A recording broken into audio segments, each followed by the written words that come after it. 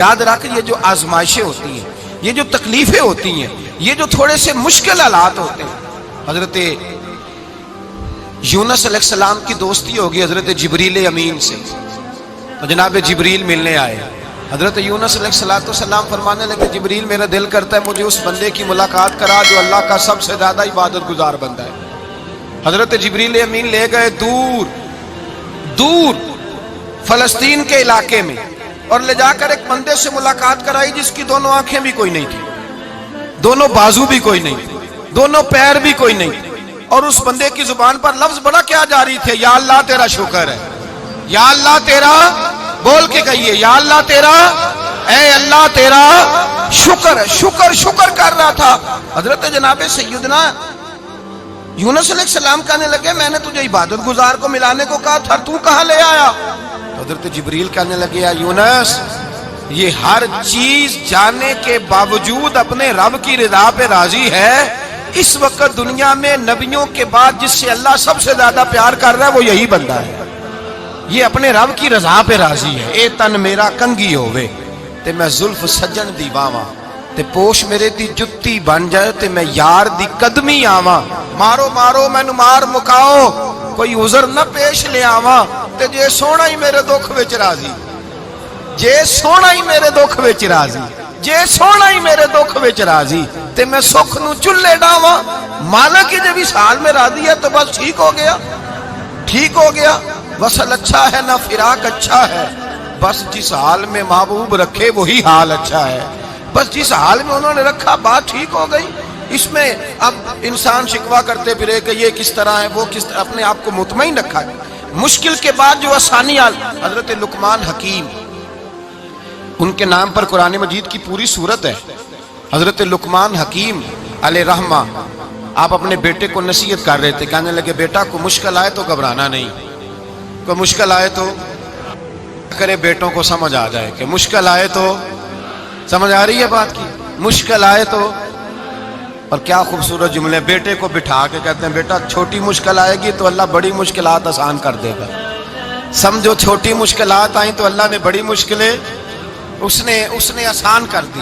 اور آپ کو بتاؤں اصل انسان ہوتا ہی وہ ہے جو مشکلوں میں جینے کا ڈھب سیکھ جاتا ہے، وہ بن جاتا ہے جو کرب کے حالات میں جینے کا سلیقہ سیکھ جائے۔ اپنے بچوں کو یہ سمجھانا، حضرت لقمان بیٹے مشکل آئے تو گھبرانا نہیں، بڑی کو ٹال دیتی ہے، وہ نیکی کا اور آسانی کا پیش خیمہ ہوتی ہے، اللہ اس کے بعد آسانی سمجھا رہے ہیں۔ کچھ دنوں کے بعد کہنے لگے آؤ فلاں اللہ کے نبی کی ملاقات کو چلیں، فلاں نبی علیہ السلام سے ملنے چلتے ہیں۔ اس زمانے میں جو نبی تھے ان سے ملنے چلے گئے، بیٹے کو بات یاد تھی، گھوڑے پہ بیٹھے، امام ابن جوزی نے اس کو لکھا ہے، گھوڑے پہ بیٹھے تھے دونوں کے پاس گھوڑے تھے۔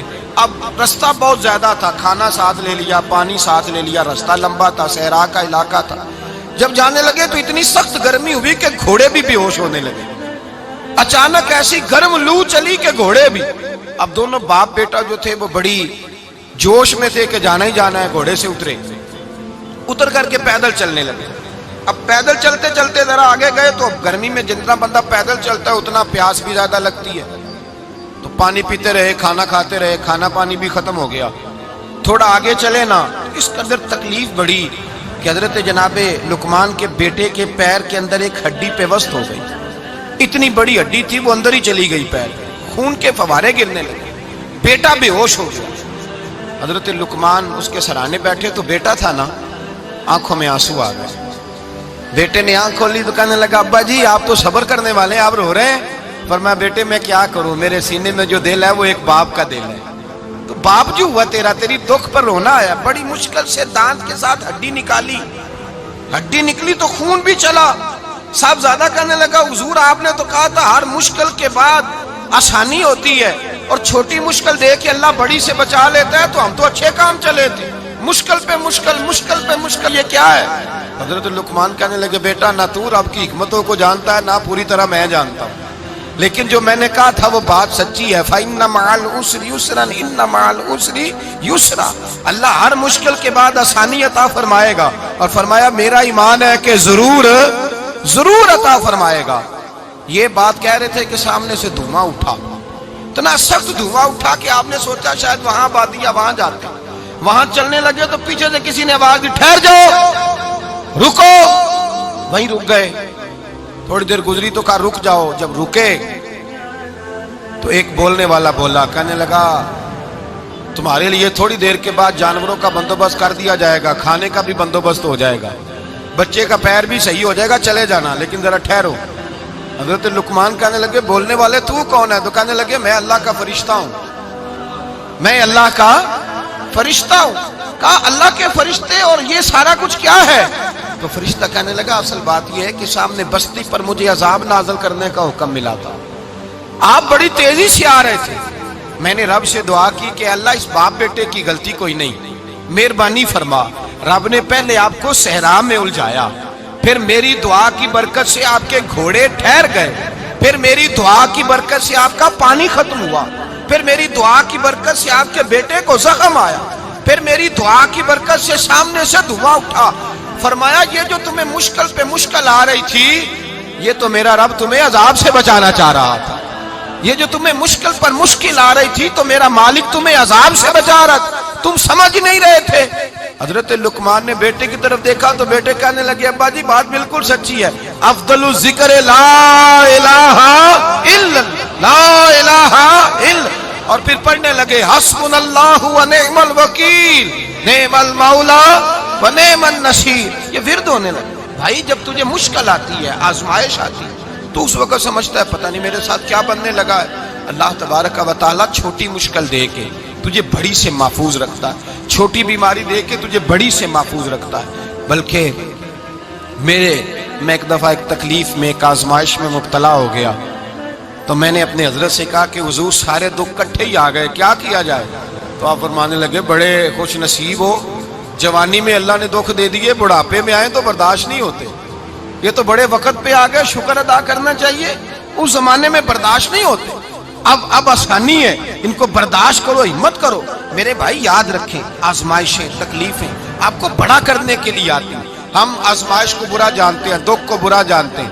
دکھ تو بڑے پیارے ہوتے ہیں، یہ رونے کا سلیقہ سکھاتے ہیں، یہ اللہ کو منانے کا طریقہ سکھاتے ہیں، یہ مسجد میں جانے کا. وہ جو سکھی بندہ ہے نا سکھی، مجھے ایک صاحب کہنے لگے دو قسم کے لوگ مدینے سے آتے، مدینہ شریف پوچھنے لگے، کہنے لگے حضرت جی دو قسم کے بندے ہیں، کچھ واپس جاتے ہوئے تڑپ رہے ہیں، کچھ تصویریں کھینچ رہے ہیں رخصتی کے وقت، فرق کیا ہے؟ تو میں نے کہا وہ جو تصویریں کھینچ رہا ہے وہ امیر آدمی ہے، اسے پتہ ہے کہ میں پھر ٹکٹ لے لوں گا، مہینے کے بعد پھر آ جاؤں گا.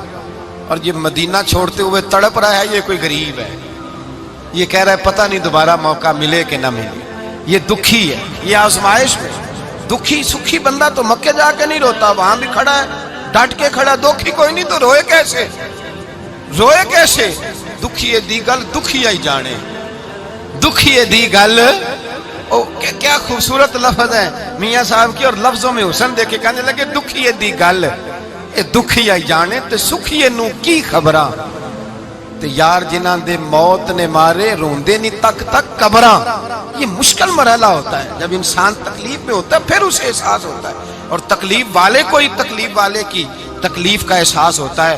جب آپ کو اللہ مشکل دیتا ہے تو سمجھ لے رب آسانی دینا چاہ رہا ہے. جب تیز دھوپ آتی ہے تو سمجھ لے اللہ گرم ہوا گزار کے ٹھنڈی بارش برسانا چاہ رہا ہے. اور جب چاروں طرف سے گھٹن ہو، پنجابی میں کہتے ہیں گما لگ جائے، تو پھر سارے بول کے کہتے ہیں اب جو طوفان آئے گا وہ سخت ہی آئے گا. اس لیے کہ گھٹن جتنی زیادہ ہوتی ہے پھر فضل بھی اتنا